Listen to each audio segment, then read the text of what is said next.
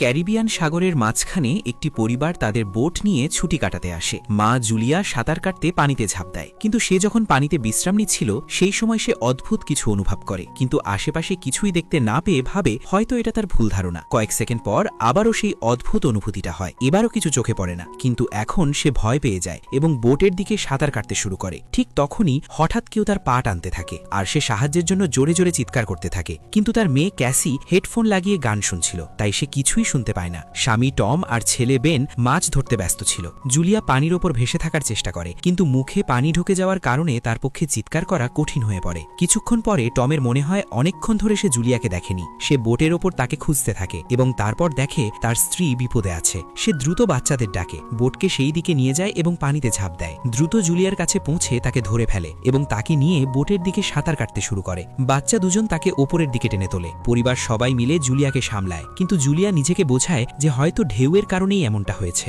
রাতে সবাই মিলে বেনের জন্মদিন উদযাপন করে। তখন ক্যাসির কাছে তার বয়ফ্রেন্ডের ফোন আসে, তাই সে ল্যাপটপ নিয়ে বাইরে চলে যায়। ভিডিও কলে তার বয়ফ্রেন্ড দেখায় যে শহরের ওপর বড় বড় কালো মেঘ জমে গেছে। হঠাৎ করে কলটি গ্লিচ হয়ে ফ্রিজ হয়ে যায়। ক্যাসি এই কথা পরিবারকে বলতে আসে, কিন্তু টম বলে যে হয়তো মাটি থেকে অনেক দূরে থাকার কারণে সিগন্যাল দুর্বল হয়ে গেছে। ঠিক তখনই সবাই একটি অদ্ভুত শব্দ শুনতে পায়। তারা সবাই বাইরে যায় এবং দেখে যে তিমি মাছের একটি দল পাশ দিয়ে চলে যাচ্ছে। টম বুঝিয়ে বলে যে তিমি মাছ সাধারণত পৃথিবীর ম্যাগনেটিক ফিল্ড অনুসরণ করে চলে, কিন্তু যখন ঝড় আসে তখন তারা বিভ্রান্ত হয়ে পড়ে। হঠাৎ করে বোটটি জোরে দুলতে শুরু করে এবং বেন পড়ে যায়। টম চিন্তিত হয়ে পড়ে যে বোটের কোথাও ক্ষতি হয়েছে কিনা, তাই সে ডাইভ দিয়ে নিচে গিয়ে চেক করতে যায়। কিছুক্ষণ পর সে আবার পানির উপর ভেসে ওঠে, কিন্তু তার কাঁধে বড় একটি ক্ষত থাকে। জুলিয়া দ্রুত তার ক্ষত সেলাই করে দেয়। টম বলে যে পানির নিচে তার মনে হয়েছিল যেন তার পিছনে খুব বড় কোনো প্রাণী আছে, কিন্তু যখন সে ঘুরে তাকায় তখন পাখার সঙ্গে লেগে তার কেটে যায়। সে বলে যে যাই হোক না কেন সেটি খুবই বড় কিছু ছিল। টম বোটের বেশ কিছু ক্ষতি দেখতে পায়, তাই তাদের সাহায্য ডাকতে হয়। জুলিয়া বারবার রেডিওতে চেষ্টা করে আর ক্যাসি ফোনে সিগন্যাল খোঁজে, কিন্তু কিছুই কাজ করে না। ঠিক তখনই ক্যাসি একটি অদ্ভুত জীব দেখতে পায় এবং চিৎকার করে ওঠে, কিন্তু পরে বোঝা যায় সেটা আসলে বেন,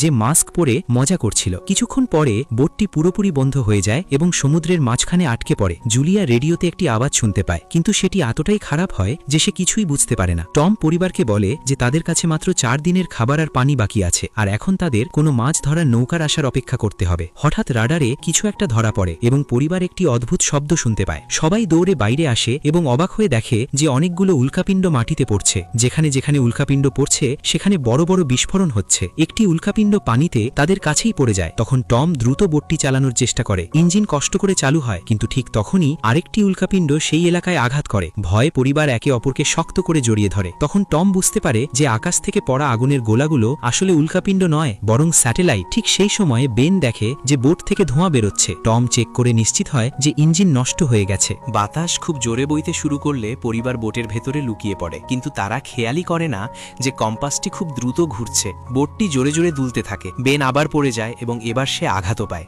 সমুদ্রের ঢেউ দ্রুত বোটের সাথে ধাক্কা মারতে থাকে। টম কষ্ট করে বাইরে গিয়ে লাইফ জ্যাকেট নিয়ে আসে। ঠিক তখনই হঠাৎ বিদ্যুৎ চলে যায়। টম দ্রুত পাওয়ার বক্সের বোতাম চাপ দেয় এবং আলো আবার জ্বলে ওঠে। সেই সময় বেন খেয়াল করে যে জুলিয়ার নাক দিয়ে রক্ত পড়ছে। জুলিয়ার মাথা ঘুরতে শুরু করে আর ক্যাসি সিঙ্কের কাছে গিয়ে বমি করে ফেলে। টম বারবার রেডিওতে যোগাযোগ করার চেষ্টা করে, কিন্তু কোনো সিগন্যাল পাওয়া যায় না। হঠাৎ করে একটি তীব্র উচ্চস্বরে শব্দ শোনা যায় এবং বাতাস আরও শক্তিশালী হয়ে ওঠে। জুলিয়া দরজাগুলো বন্ধ করার চেষ্টা করে, কিন্তু একটি লক খুলে যায় এবং প্রবল বাতাস জানালাগুলো ভাঙতে শুরু করে। টম একটি ফ্লেয়ার জ্বালায় আর কিছুক্ষণ পর চারদিকে অন্ধকার নেমে আসে। পরের দিন সকালে পরিবার ঘুম থেকে উঠে অবাক হয়ে যায়। তারা ঝড় থেকে বেঁচে গেছে, কিন্তু বোটটি অর্ধেক ধ্বংস হয়ে গেছে। যখন তারা বাইরে আসে তখন দেখে সমুদ্রের পানি পুরোপুরি উধাও হয়ে গেছে এবং বোটটি এখন মাটির উপর আটকে আছে। এটা দেখে সবাই হতবাক হয়ে যায়। ক্যাসি সিগন্যাল চেক করে, কিন্তু নেটওয়ার্ক সম্পূর্ণভাবে বন্ধ থাকে। বেন দুটি মৃত কাকড়া নিয়ে খেলতে শুরু করে। টম কম্পাস চেক করে দেখে যে সেটি উল্টো হয়ে গেছে। এমন ঘটনা নাকি শেষবার 7 লক্ষ বছর আগে ঘটেছিল। ক্যাসির মনে হয় তার বয়ফ্রেন্ড হয়তো মারা গেছে আর সে ভেঙে পড়ে। যখন জুলিয়া তাকে সান্ত্বনা দিতে আসে তখন ক্যাসি তাকে দূরে সরিয়ে দেয় এবং গিয়ে লুকিয়ে থাকে। অন্যদিকে জুলিয়া ও টম বেঁচে থাকা সরঞ্জামগুলো পরীক্ষা করে, আর বেন তার জন্মদিনের বেলুনগুলো একটি পাথরের সঙ্গে বেঁধে দেয় যেন হয়তো কোনো বেঁচে থাকা মানুষ দূর থেকে সেটা দেখতে পায়। টম আবার রেডিওতে যোগাযোগ করার চেষ্টা করে এবং এবার একজন মানুষের সঙ্গে সংযোগ হয়ে যায়। তার নাম নাভ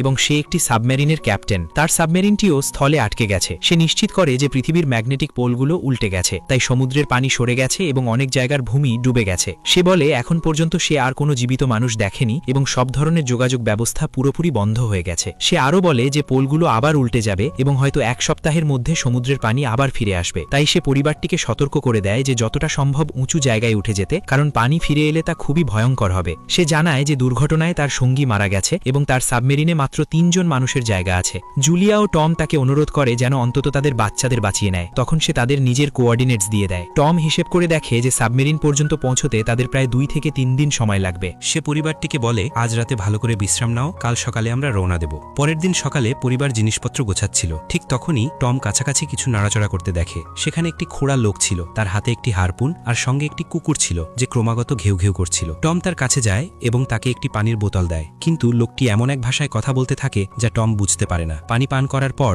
হঠাৎ সেই অচেনা লোকটি বোতল দিয়ে টমের মাথায় আঘাত করে এবং জোরে তার মুখে লাথি মারে। ভয়ে জুলিয়া দৌড়ে পালাতে চায়, কিন্তু তখন অনেক দেরি হয়ে গেছে। লোকটি ইতিমধ্যে টমের পেটে হারপুন ঢুকিয়ে দিয়েছিল। টম কিছুক্ষণ যন্ত্রণায় কাঁপতে থাকে, তারপর সে তার গলা কেটে ফেলে। এরপর লোকটি জুলিয়ার পেছনে দৌড়ায় এবং তার দিকে হারপুন ছুড়ে মারে, যা জুলিয়ার কাঁধে গিয়ে লাগে। ব্যথা সহ্য করতে করতে জুলিয়া ইয়টের ভেতরে দৌড়ে যায় এবং বাচ্চাদের বলে লুকিয়ে পড়তে। সে দরজাটা লক করে দেয়। ক্যাসি আর বেন সোফার ভেতরে লুকিয়ে পড়ে। জুলিয়া তাদের হাতে একটি ফ্লেয়ার গান ধরিয়ে দেয় এবং নিজে একটি ছুরি নিয়ে বাথরুমে গিয়ে লুকিয়ে থাকে। এদিকে সেই লোকটি দরজায় জোরে জোরে ধাক্কা দিতে থাকে এবং শেষ পর্যন্ত ভেতরে ঢুকে পড়ে। প্রথমে সে কিছু খাবার নিয়ে নেয়, তারপর বোটটির ভেতরে এদিক ওদিক খুঁজতে শুরু করে। তারপর লোকটি বাথরুমের দিকে যায়, কিন্তু জুলিয়া বুদ্ধি করে একটি ছোট ছিদ্র দিয়ে বাইরে বেরিয়ে যায়। লোকটি ভাবে জুলিয়া পালিয়ে গেছে, কিন্তু জুলিয়া যখন ধীরে ধীরে সরে যাওয়ার চেষ্টা করছিল তখন তার কুকুরটি তাকে দেখে ফেলে এবং ঘেউ ঘেউ করতে শুরু করে। কুকুরটি তার দিকে ঝাঁপিয়ে পড়লে জুলিয়া ছুরি দিয়ে তাকে মেরে ফেলে। কুকুরের চিৎকার শুনে লোকটি বাইরে চলে আসে এবং নিজের কুকুরের মৃতদেহ দেখে ভীষণ রেগে যায়। এই সময় জুলিয়া বোটের অন্য পাশ দিয়ে ভেতরে ঢোকার চেষ্টা করে। সে উপরে উঠে ভাঙা জানালা দিয়ে ঢুকতে যাচ্ছিল, কিন্তু লোকটি তার আগেই সেখানে পৌঁছে যায়। সে জুলিয়াকে ধরে জোরে ঘুষি মারে, ফলে জুলিয়া নিচে পড়ে যায়। জুলিয়া আসবাবপত্র ধরে নিজেকে বাঁচানোর চেষ্টা করে, কিন্তু লোকটি তাকে লাথি মেরে দূরে ফেলে দেয়। তারপর সে জুলিয়ার হাতের উপর পা রেখে দেয় যাতে সে ছুরিটা ফেলে দেয়। এরপর তার চুল ধরে মুখ মাটিতে আছড়ে দেয় এবং তাকে সোফার উপর ফেলে গলা চেপে ধরতে থাকে।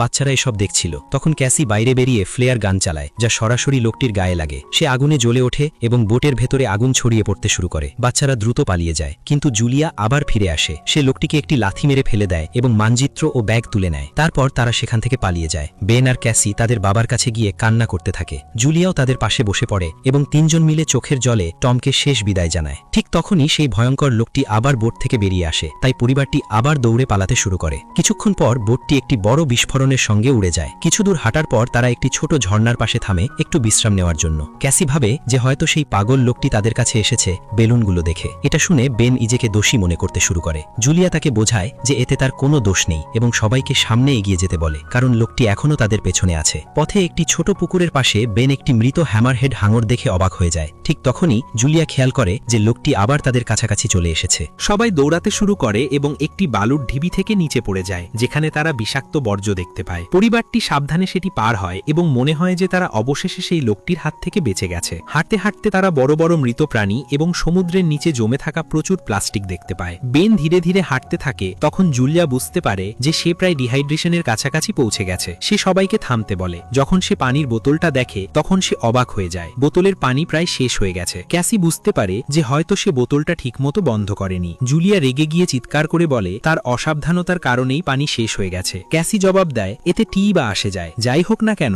আমরা তো বাঁচবই না। এ নিয়ে দুজনের মধ্যে দীর্ঘ তর্ক হয়। তারপরও পরিবারটি সামনে এগিয়ে যেতে থাকে। কিছুক্ষণ পরে তারা একটি ভেঙে পড়া বিমান খুঁজে পায়। ভেতরে কিছু নড়াচড়া দেখতে পেয়ে সবাই ভয় পেয়ে যায়, কিন্তু পরে দেখা যায় সেগুলো শুধু কয়েকটি পাখি। পরিবারটি ঠিক করে যে রাতটা তারা বিমানের ভেতরেই কাটাবে। তারা সামান্য কিছু স্ন্যাক্স ভাগ করে খায়। তখন জুলিয়া টমের জ্যাকেটের ভেতর একটি পারিবারিক ছবি খুঁজে পায়, যা দেখে তার হৃদয় ভেঙে যায়। ক্যাসি জিজ্ঞাসা করে, মা তোমার আর বাবার প্রেমের গল্পটা কি ছিল? জুলিয়া হেসে বলে, টম একসময় তার হাসপাতালের রোগী ছিল। তারপর একদিন সে ফুল আর একটি সুন্দর কবিতা দিয়ে নিজের ভালোবাসা প্রকাশ করেছিল। রাতের মাঝখানে ক্যাসি বিমানের বাইরে যায়। ঠিক তখনই সেই ভয়ঙ্কর লোকটি পেছন থেকে তাকে ধরে ফেলার চেষ্টা করে, কিন্তু হঠাৎ জুলিয়া পেছন থেকে এসে তার উপর ঝাঁপিয়ে পড়ে এবং বারবার ছুরি দিয়ে আঘাত করে তাকে মেরে ফেলে। ক্যাসি তার মাকে জড়িয়ে ধরে শান্ত করার চেষ্টা করে। পরের দিন সকালে তারা দেখে লোকটির মৃতদেহে পোকামাকড় আর গুবরে পোকা ঘুরে বেড়াচ্ছে। পরিবারটি লক্ষ্য করে যে তার শরীরে অনেক কামড়ের দাগ রয়েছে, যার মানে এই এলাকায় কোনো বিপজ্জনক প্রাণী লুকিয়ে আছে। তারা যখন সেখান থেকে বেরিয়ে যায় তখন দেখা যায় কাকড়াগুলো তার মুখ থেকে বের হয়ে আসছে। কয়েক ঘন্টা পরে জুলিয়া ও ক্যাসি মানচিত্র দেখছিল, কিন্তু বেন চুপচাপ সামনে এগিয়ে যায়। জুলিয়া চিৎকার করে বলল,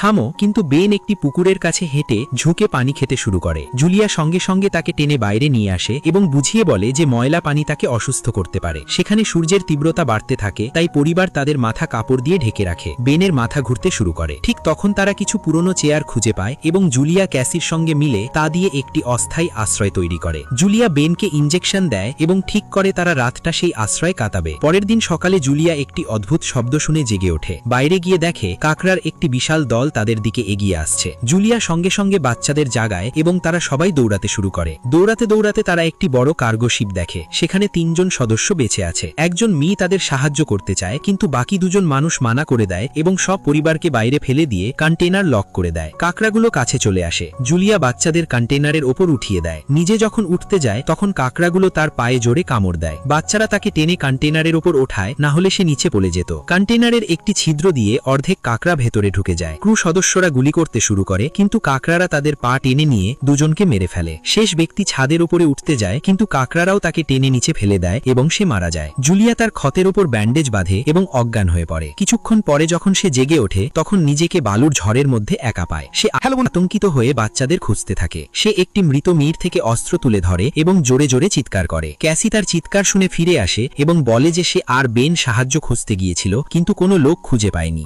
এরপর তারা দুজনেই বেনের সঙ্গে মিলিত হয়, যেখানে একটি খোলা কন্টেইনার পাওয়া যায়, যেখানে তারা ঝড় শেষ হওয়া পর্যন্ত থাকতে পারে। জুলিয়া টমের লাইটার বের করে এবং তার ক্ষতকে আগুন দিয়ে বন্ধ করে, যা খুবই যন্ত্রণাদায়ক হয়। ঝড় থামার পরে তারা আরেকটি কন্টেইনার খুঁজে পায়, যেখানে প্রচুর পানি বোতল ছিল। মৃতদেহ চেক করার সময় তারা একটি রেডিও এবং একটি বন্দুকও পায়। জুলিয়া নামের সঙ্গে যোগাযোগ করে এবং বলে যে মানচিত্র হারিয়ে গেছে। নাভ জানায় যে তার ওপর আর্থ্রোপডস আক্রমণ করেছিল এবং এখন সেই জীবগুলো অক্সিজেনের কারণে পুরোপুরি পাগল হয়ে গেছে। নাভ পরিবারকে দ্রুত এগোতে বলে, কারণ তার যন্ত্রপাতি হিসাব করেছে যে সমুদ্রের পানি অনেক দ্রুত ফিরে আসবে এবং তাদের কাছে মাত্র কয়েক ঘন্টা বাকি আছে। নাভ একটি ফ্লেয়ার গান শুট করে এবং পরিবার সেই দিকেই চলতে শুরু করে। দীর্ঘ সময় হাঁটার পরে তারা একটি ভাঙা টয়লেট খুঁজে পায়, যেখানে বেন প্রস্রাব করে। এরপর তারা শেষমেশ সাবমেরিনটি কাছাকাছি দেখে, কিন্তু সেখানে পৌঁছতে তাদের একটি বড় পাথরের পথ পার হতে হবে। যখন তারা সেই পথ দিয়ে যাচ্ছে তখন দেওয়াল নড়তে শুরু করে এবং পাথর পড়তে থাকে, যা একটি ভয়ঙ্কর রক স্লাইড তৈরি করে। জুলিয়া সঙ্গে সঙ্গে তার বাচ্চাদের পাশে ঠেলে নিরাপদে সরিয়ে দেয় এবং নিজেও পিছিয়ে যায় যাতে চাপা না পড়ে। এবার একটি পাথরের প্রাচীর তাদের মাঝে চলে আসে। জুলিয়া বাচ্চাদের বলে যে তারা যেন তাকে রেখেই চলে যায়, কিন্তু ক্যাসি মানতে চায় না এবং জোর দিয়ে বলে যে তার মাকে অবশ্যই চেষ্টা করতে হবে। অনেক তর্কবিতর্কি ও চিৎকারের পর জুলিয়া প্রতিশ্রুতি দেয় যে পরে সে তাদের খুঁজে নিবে। বাধ্য হয়ে ক্যাসি তার ভাইকে টেনে সামনে নিয়ে যায়। বাচ্চারা পাথরে পথ দিয়ে চড়তে চড়তে সাবমেরিনের দিকে এগোতে থাকে, কিন্তু সেখানে পৌঁছে তারা দেখে নাভ বাইরে রক্তাক্ত হয়ে পড়ে আছে। সে বুঝিয়ে দেয় যে তার জন্য সব শেষ হয়ে গেছে এবং এখন বাচ্চারা সাবমেরিন ব্যবহার করতে পারে। এই চিন্তায় যে হয়তো একটি অতিরিক্ত জায়গা থাকবে, ক্যাসি আবার তার মাকে খুঁজতে ফিরে যায়। ঠিক তখন জুলিয়া কাঁকড়া দেখতে পায় এবং ফায়ারিং শুরু করে। কিছু কাঁকড়া সে মারতে সক্ষম হয়, কিন্তু দলটি এত বড় যে সব কাঁকড়ার সঙ্গে লড়াই করা কঠিন হয়ে যায়। ঠিক সেই সময় ক্যাসি প্রাচীরের ওপর দেখা দেয় এবং হাত বাড়ায়। জুলিয়া আহত পা থাকা সত্ত্বেও দ্রুত চড়া শুরু করে এবং ক্যাসির সাহায্যে অন্য পাশে পৌঁছে যায়। তারা দুজন মিলে সাবমেরিনের দিকে দৌড়ায়। বেন আগেই ওপরে দাঁড়িয়ে আছে এবং গুলি চালায় যাতে কাঁকড়াগুলো বিচলিত হয়। যতক্ষণ না পর্যন্ত পরিবার ওপরে উঠে আসে, কাঁকড়াগুলো নামের দেহের কাছে পৌঁছানোর সঙ্গে সঙ্গে তা খেতে শুরু করে।